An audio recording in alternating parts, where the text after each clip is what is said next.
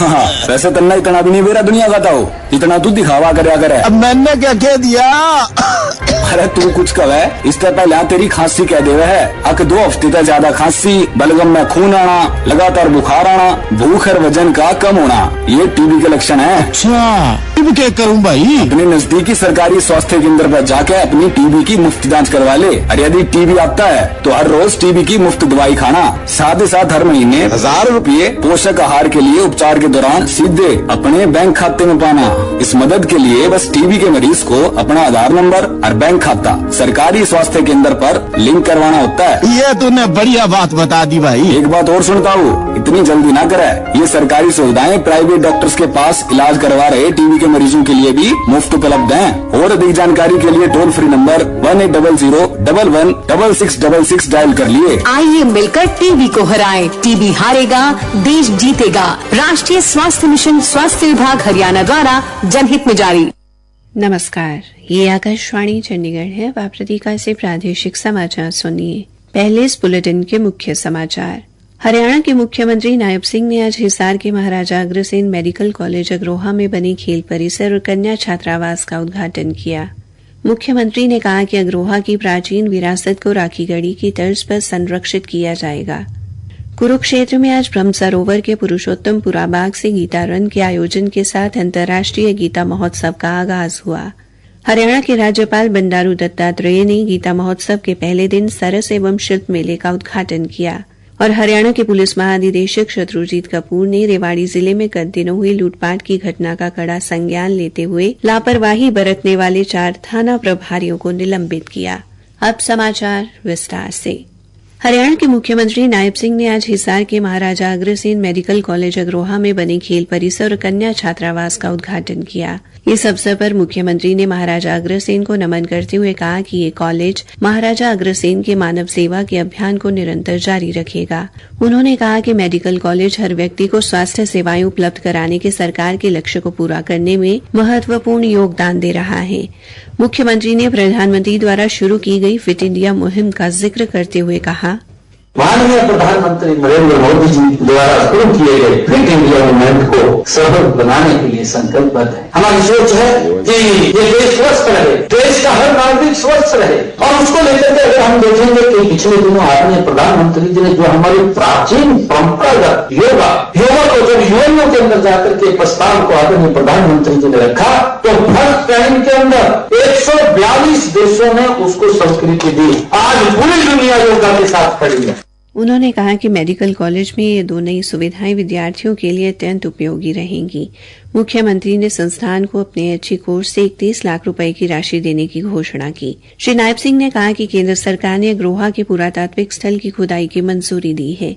अग्रोहा की प्राचीन विरासत को राखीगढ़ी की तर्ज पर संरक्षित किया जाएगा। उन्होंने कहा कि महाराजा अग्रसेन की शिक्षाओं और सिद्धांतों को याद करते हुए हिसार हवाई अड्डे का नाम महाराजा अग्रसेन के नाम पर रखा गया है। जल्द ही हवाई अड्डे का उद्घाटन किया जाएगा। हमारे संवाददाता ने बताया है कि 10 करोड़ रुपए की लागत से 4 एकड़ में बने खेल परिसर में 3 बहुउद्देशीय हॉल, तरण ताल, 1 जिम, योग कक्ष व रेस्तरां बनाए गए हैं। वहीं 5 करोड़ 70 लाख रुपए की लागत से 3 एकड़ में बने छात्रावास में 54 कमरे बनाए गए हैं। कुरुक्षेत्र में आज सुबह ब्रह्म सरोवर के पुरुषोत्तमपुरा बाग से गीता रन के आयोजन के साथ अंतर्राष्ट्रीय गीता महोत्सव का आगाज हो गया। कुरुक्षेत्र विकास बोर्ड व जिला खेल विभाग के संयुक्त तत्वावधान में आयोजित इस गीता रन को सामाजिक न्याय एवं अधिकारिता मंत्री कृष्ण कुमार बेदी ने झंडी दिखाकर रवाना किया, जिसमें सैकड़ों युवक युवतियों ने हिस्सा लिया। इस अवसर पर श्री बेदी ने कहा, ये बड़ा इवेंट है। आज इसकी शुरुआत विधिवत रूप से कुरुक्षेत्र विकास बोर्ड की पूरी टीम ने गीता रन के माध्यम से की है। इसमें 10 किलोमीटर की पुरुष दौड़ है और 5 किलोमीटर की महिला दौड़ है। जो विजेता होंगे उनके लिए एक बहुत बड़ा कैश प्राइज रखा गया है। मंत्री ने पुरुष और महिला वर्ग में पहले 10 स्थान पर आने वाले खिलाड़ियों को पुरस्कृत भी किया। दोनों वर्गों में प्रथम स्थान पर आने वाले खिलाड़ी को 31,000 रुपए, द्वितीय को 21,000 रुपए, तृतीय को 11,000 रुपए और अगले 7 स्थानों पर रहने वाले खिलाड़ियों को 21,100 रुपए की नकद राशि देकर सम्मानित किया गया। श्री बेदी ने गीता महोत्सव पर बोलते हुए कहा, 50 से ज्यादा देश हमारे इस बहुत ही भव्य आयोजन के अंदर पार्टिसिपेट करते हैं और हमारे सौभाग्य की बात है कि इस बार हमारे पार्टनर स्टेट के रूप में उड़ीसा और पार्टनर देश के रूप में तंजानिया पार्टिसिपेट करेगा। उन्होंने कहा कि भगवान श्री कृष्ण ने कुरुक्षेत्र की धरा पर पहुंचकर महाभारत युद्ध से पहले अर्जुन के माध्यम से पवित्र गीता का उपदेश दिया, जो मानव जाति के लिए आज भी पूरी तरह प्रासंगिक है। हरियाणा के राज्यपाल बंडारू दत्तात्रेय ने आज अंतर्राष्ट्रीय गीता महोत्सव में पहले दिन सरस व शिल्प मेले और मीडिया सेंटर का उद्घाटन किया। अंतर्राष्ट्रीय गीता महोत्सव 15 दिसंबर तक जारी रहेगा। इस दौरान राज्यपाल ने शिल्प मेले का अवलोकन भी किया। श्री दत्तात्रेय ने प्रदेशवासियों को अंतर्राष्ट्रीय गीता जयंती महोत्सव की शुभकामनाएं देते हुए कहा कि धर्म क्षेत्र कुरुक्षेत्र वो पावन भूमि है जहां पर श्री कृष्ण ने विषय योग में पड़े अर्जुन को कर्म का संदेश दिया, उनके अंदर आत्मविश्वास जगाया। राज्यपाल ने अंतर्राष्ट्रीय गीता महोत्सव के अवसर पर मुख्यमंत्री नायब सिंह द्वारा शुरू किए गए स्वच्छता अभियान की भी सराहना की। प्रादेशिक समाचार आकाशवाणी चंडीगढ़ से प्रसारित किए जा रहे हैं। हरियाणा के श्रम मंत्री अनिल विज ने कहा है कि राष्ट्रीय राजधानी क्षेत्र में निर्माण गतिविधियों पर लगाए गए प्रतिबंध के कारण प्रभावित मजदूरों को सरकार द्वारा साप्ताहिक निर्वाह भत्ता दिया जाएगा। उन्होंने कहा कि इन मजदूरों के हितों की रक्षा करना सरकार की प्राथमिकता है। श्री विज ने कहा कि यह भत्ता सीधे मजदूरों के बैंक खातों में डाला जाएगा ताकि उनकी रोजमर्रा की जरूरतों को पूरा किया जा सके। श्रम मंत्री ने कहा कि अधिकारियों को निर्देश दिए गए हैं कि वे इस योजना को जल्द से जल्द लागू करें। सरकार की इस पहल से हजारों निर्माण मजदूरों को राहत मिलेगी। हरियाणा के कृषि मंत्री श्याम सिंह राणा ने आज महाराणा प्रताप बागवानी विश्वविद्यालय के पहले स्थापना दिवस समारोह में बतौर मुख्य अतिथि शिरकत की। इस अवसर पर उन्होंने विश्वविद्यालय में आयोजित विभिन्न प्रतियोगिताओं में अव्वल रहे छात्र छात्राओं को सम्मानित किया।